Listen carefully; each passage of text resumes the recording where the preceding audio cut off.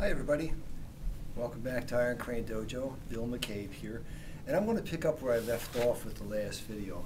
I was talking about a meditative exercise, standing like a post. Now just to make sure you're clear on this, I want to talk about a few approaches that we employ in how we utilize this particular drill in our own study, just to document it for our archives for one thing, but also for entertainment purposes so you can get some ideas out of it by sharing, general sharing. Standing like a post means just that. It's like a post that's stuck in the ground, and that's how you have to visualize it. Or you might visualize it as a tree. We can talk about this for hours, but what I'm going to do is give you some spellings of the terminology in Chinese, and then you can look around on the internet or use other sources or devices to do your own personal research into it. But I recommend that you do research it because this is one of the most powerful techniques that you can employ in your personal practice, and it needs to be researched and evaluated from your perspective as to whether it has any worth.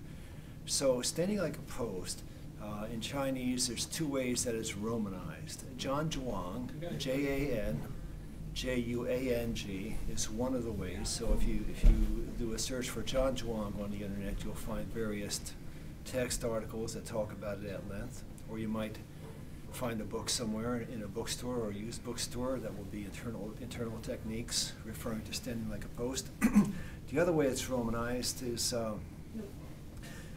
Zhuang, Z-H-A-N, Z-H-U-A-N-G. So if you do either of those searches, J-A-N, J-U-A-N-G, or Z-H-A-N, Z-H-U-A-N-G, you'll find a lot of supplemental literature that will guide you in your thinking on this. Now, having said that, here's what it's about. Almost all the exercise that you engage in the martial arts is biomechanical in nature. And that's fine, but you know, when the engine begins to break down or get aged or wear out, it becomes a lot less efficient. And some of the great researchers into the martial arts in the past, in history, learned that there's a whole different arena of concept where movement can originate and have power, and that's from stillness. And stillness is a place where very few people ever go, because in our daily lives we're rushing around from point A to point B, and we don't understand it. If somebody says be still, you'll hold this position for about 5 seconds. Okay, now what? You know, that's what your reaction is. To really understand stillness, you have to go deep into it. And then when you work with biomechanical energy, your starting point on an explosion or emission of energy is 0, and you go from 0% to 100%. But when you master stillness, you're actually on the other side of the equation, and you're in the negatives, and you're starting from emptiness.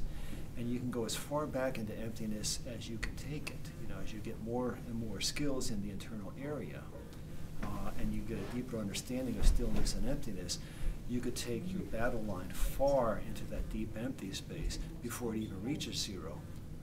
And before the dog is out of the gate, so to speak, it's already way past 100%, and then you're adding the biomechanical on top of that, then it becomes explosive.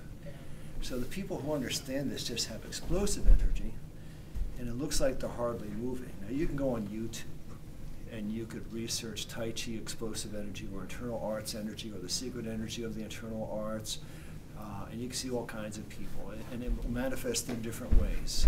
Chung Man Ching, if you look at some of his videos on YouTube, you'll see where it looks like people are being pushed by him and they're flying off into space. But other times it'll manifest like electricity. If you go to YouTube and look for some videos on Dynamo Jack, Dynamo D-Y-N-A-M-O, Jack, J-A-C-K, if they're still there, it looks like when he touches people, they start vibrating as though they were getting electric shock. Okay, but the point is that it can manifest in many different ways, and all this becomes part of your conscious control of it, depending on how deep you take it. So the bottom line is this: with standing like a post, there's like an internal alchemy that takes place within your body. And there's no way to describe it in detail in just a few short video minutes, but I can attest that something deep and profound does happen from personal experience, and then people that I respect who have taken it into very deep levels have a lot more to say about it. When you do this, when you practice standing like a post, you literally hold the position for extended periods of time, and then your body relaxes in a way that it never has a chance to relax in normal life or in normal exercise. And you undergo a deep transition within your body. Your ligaments relax, your joints relax, and there's a compression that takes place naturally. And then when you start to move weights or when you experience forces, you can almost see them before they're coming towards you. You can look at another person and instantly know if they're off balance. You always know that your balance is superior, because as you get used to standing like a post, you become like a sack of potatoes. If you have a 100-pound sack of potatoes and you have a 100-pound barbell weight, and you pick up the barbell weight that's compressed, it's easy because it's right there and you can see it. But when you pick up a 100-pound sack of potatoes, it's like it's all over the place, and you're struggling with it the whole time. And even when you pick it up, it's moving about and you're trying to manage it. And that's what happens when you master stillness. You achieve a deep center, and your weight is rooted all over the place. And whenever something comes in at you, it's unable to deal with that. But all the attackers that come at you, because they're not as deeply rooted or as still as you are, and they have not undergone those changes within as far as deep understandings, they feel very off balance to you. And I want to give you an example. Let me borrow one of you all here. So, Sensei Chris, how much do you weigh? 230. Okay, 230. You just put your hands on me. See? So he puts his hands on. Terry comes over, hands on, hands on. That's all she's doing, is just putting her hands on. But I can feel their balance, and I can feel the shifts in their balance as they contact me, and I can manage it. Okay, so go back to standing like a post.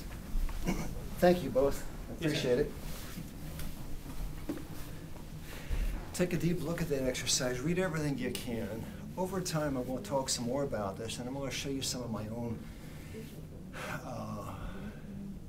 deeper thoughts into how to engage this into your personal practice. For now, though, we're just about done. Thanks for visiting with us, and we'll see you further down the line.